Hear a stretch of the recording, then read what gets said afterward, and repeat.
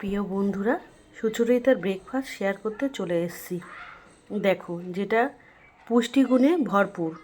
দেখো, এই গরম পড়েছে এখন, এটা আমি খাবো ছাতুর শরবত, গণেশ ছাতু। ঠিক আছে, আগে ছিল সত্যেন্দ্র ছাতু, এখনও আছে। দেখো, গুলে নিয়েছি এটা আমি। যে যেমন খাবে সে সেই পরিমাণে নেবে। ঠিক আছে, আর দেখো, একটা লঙ্কা কুচি নিয়েছি, পেঁয়াজ কুচি নিয়েছি, সাদা নুন নিয়েছি, বিট লবণ নিয়েছি, জল দিয়েছি। তারপরে আমি চিনি দিই না।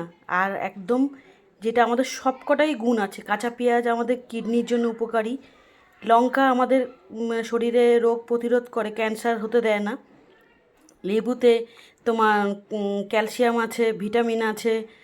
আর তোমার ছাতু তো ভীষণ, ডায়েট যারা করে তারা ছাতু খায় সকালবেলা, শরীর খুব ভালো রাখে, পেট ঠান্ডা করে।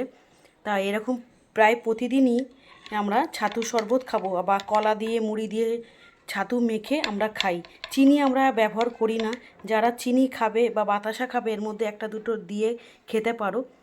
আর এর মধ্যে একটু ভাজা জিরের গুঁড়ো আর একটু গোলমরিচের গুঁড়ো দিলে আরও ভালো লাগে, কিন্তু এটা প্রতিদিনের তালিকায় থাকে, তো এইসবটা না দিয়ে খেলেই ভালো হবে। এমনি তোমার লবণ, একটু লঙ্কা কুচি স্বাদ আনার জন্য, নুন দিয়ে এইভাবে গুলে খেয়ে নাও, পেটটা ভরাও থাকবে, পেট ভালো ঠান্ডাও থাকবে।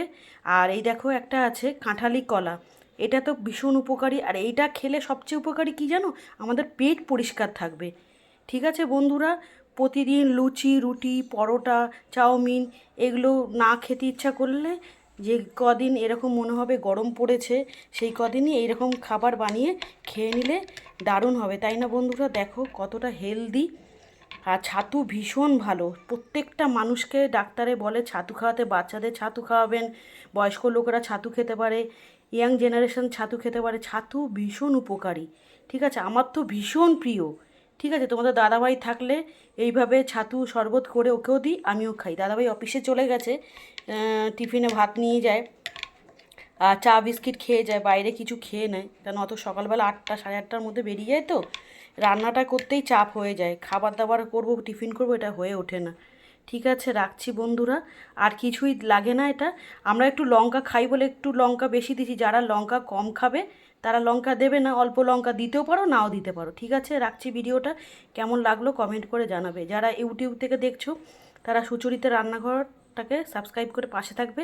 এরকম নিত্য নতুন রেসিপি পোস্ট করতে আমি উৎসাহিত হব। আর যারা ফেসবুক থেকে দেখছো তারা সম্পূর্ণ ভিডিওটা দেখে একটু লাইক কমেন্ট করো।